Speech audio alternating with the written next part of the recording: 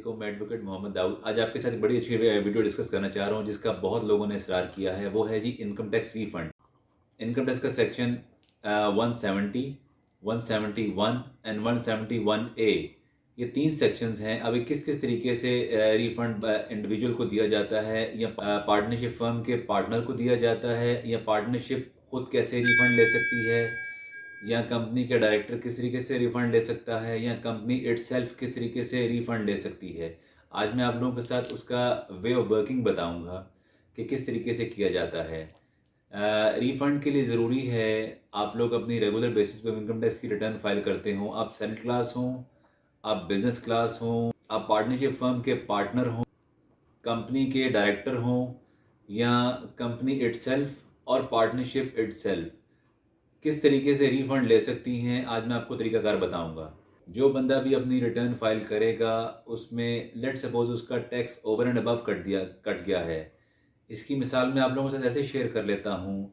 जैसे जैसे आप अगर सैलरी क्लास में आते हैं, सैलरी क्लास में आपका सैलरी की बेसिस पे जो टैक्स कटता है, उसमें फ़र्ज़ कर लेते हैं हम ऐसे, हमारी 1 लाख रुपया इनकम हो, उस इनकम पे फ़र्ज़ करें कोई 7-8 हज़ार रुपये टैक्स चार्ज हो जाता है।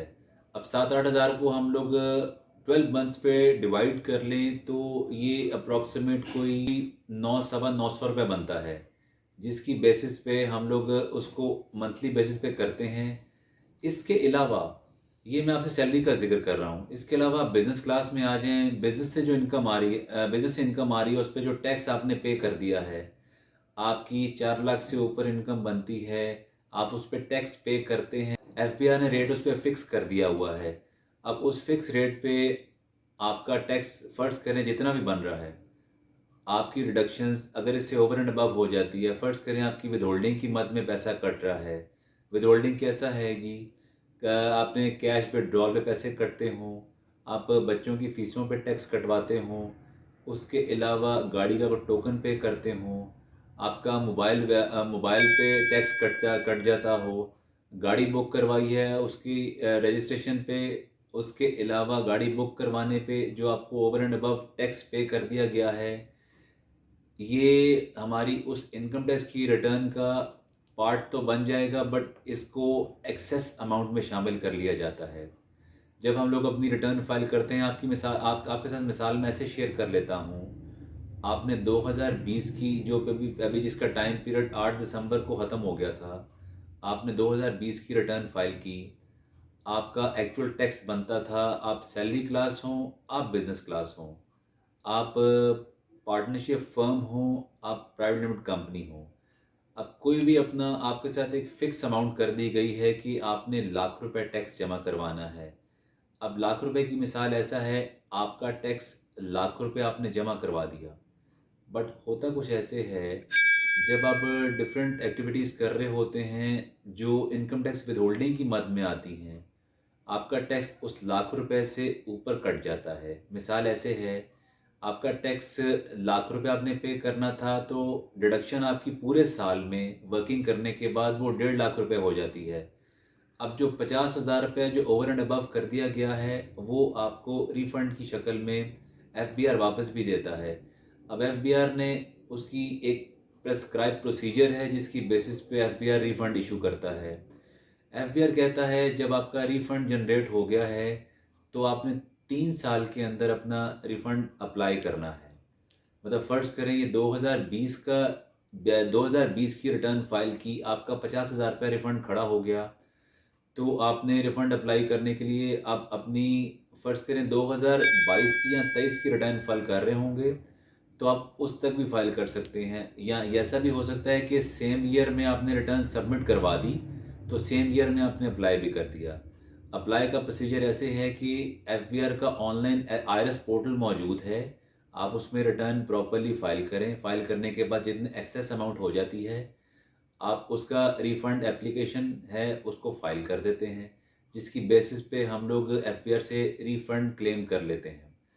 अब एक बात आपके साथ और शेयर कर लूँ। जब हम लोग रिफ़ंड एप्लीकेशन फ़ाइल करते हैं, तो एप्लीकेशन के एग्ज़ैक्टली 45 डेज़ के बाद उस एप्लीकेशन पे एफबीआर अपना प्रोसेस स्टार्ट कर देता है। 45 डेज़ के बाद वर्किंग करता है तो फिर हमें उस रिफ़ंड के अगेंस्ट नोटिस भी इशू होता है। वो चाहे ऑनलाइन आईआरएस पोर्टल पे आ जाए या आपको फिज़िकली नोटिस दिया जाए। आप उसके अगेंस्ट अपने डॉक्यूमेंट्स प्रेज़ेंट करें जो एक्स्ट्रा टैक्स आपका कट गया हुआ है या एक्सेस अमाउंट कट गई हुई है जिसकी बेसिस पे हम लोग रिफ़ंड ले सकते हैं।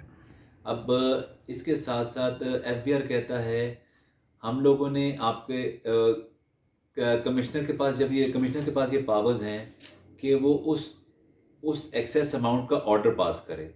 ऑर्डर पास करने की बुनियाद पे वो सारे का सारा रिफंड जनरेट करते हैं। इन केस एफबीआर को कोई अगर वो समझता है कि हमने रिफंड की अपनी इनकम टैक्स की रिटर्न की वर्किंग कम की है, जिसकी बेसिस पे आपका रिफंड इतना ज़्यादा नहीं बन रहा, इसीलिए एफबीआर के पास ये पावर्स हैं, वो उसका रिफंड ऑर्डर इशू करते हैं। और उस सारी इन्फॉर्मेशन हमने इनकम टैक्स की रिटर्न फाइल की है, उसके अगर तो वो ट्रू पर्टिकुलर्स के साथ है तो फिर हमारी return as it is accept कर ली जाती है और हमारा रिफ़ंड ऑर्डर इशू कर दिया जाता है। रिफ़ंड ऑर्डर की बुनियाद पे हमें रिफ़ंड दिया जा रहा है। इसके बाद नेक्स्ट स्टेप है section 171 additional payment on delayed refund. In case आपके आपके अगेंस्ट ऑर्डर पास हो जाता है, जो हमने रिफ़ंड की हम लोगों ने रिफ़ंड की एप्लीकेशन जो फाइल की है उसमें एफबीआर ने ऑर्डर पास कर दिया है। उस ऑर्डर पास कर देने के बाद 3 महीने के अंदर-अंदर अगर हमें रिफंड इश्यू नहीं होता, तो एफबीआर की ये रिस्पॉन्सिबिलिटी है कि वो उस अमाउंट पे जो एडिशनल पे नहीं की गई, उस अमाउंट पे हमें एडिशनल अमाउंट भी पे करेगा। इस पे एफबीआर ने अपने कानून के मुताबिक काइबर का रेट फिक्स कर दिया है। काइबर प्लस 0.5% एडिशनल अमाउंट लगा के आपको दी जाती है। जितना आप डिले करते जाएंगे उतना आपका रिफ़ंड में एडिशन बढ़ती जाती है। उसकी मिसाल आपके साथ मैं ऐसे शेयर करता हूँ। अ, अगर मेरा लाखों रुपए का रिफ़ंड बनता है एफबीआर की जो मेरी एक्सेस अमाउंट है और मैंने जो एप्लीकेशन रिफ़ंड की फ़ाइल की हुई थी, उस फाइल करने के बाद मेरे फ़ेवर में जो ऑर्डर पास हो जाता है, उस ऑर्डर पास करने के एफबीआर के पास ये उनकी उनकी रिस्पॉन्सिबिलिटी है कि 3 मंथ्स के अंदर-अंदर आपने रिफ़ंड इश्यू करना है। इश्यू करके उस टैक्स पेयर को हैंडओवर कर देना है। लेकिन इन केस अगर इसमें कोई देर-सवेर हो जाती है, तो एफबीआर की ये रिस्पॉन्सिबिलिटी बनती है कि उस पे काइबर का रेट फिक्स करे प्लस 0.5% इस पे एडिशनल अमाउंट लगा के पर एनम के हिसाब से इस पे एडिशनल अमाउंट पे की जाती है। एक चीज़ मैं आप लोग क्लेरिफ़ाई कर दूँ, वो ये इसका मतलब ये हरगिज़ नहीं है जो हमारे हमारे अगेंस्ट ऑर्डर पास हुआ है, जो इनकम टैक्स का सेक्शन 120 में आता है, वो असेसमेंट वाला सिलसिला, वो इसमें शामिल होगा। ये मैं आपसे ज़िक्र इसलिए यहाँ पे ज़िक्र करना इसलिए ज़रूरी था कि जो हमारी असेसमेंट होती है, जो इनकम टैक्स के सेक्शन 120 में आ रही है, उससे जो रिफ़ंड जनरेट होगा, उसका सेपरेट ऑर्डर पास होना है। उसमें अगर वो देर-सवेर होती है कमिश्नर की तरफ से देन फिर एडिशनल अमाउंट हम लोग ऐड करते हैं इसके अंदर। इसके बाद थर्ड स्टेप हमारा आता है जी, वो सेक्शन है 171 ए। 171 ए में एफबीआर ने रिफंड के अगेंस्ट बॉन्ड्स वगैरह इशू कर दिए हैं।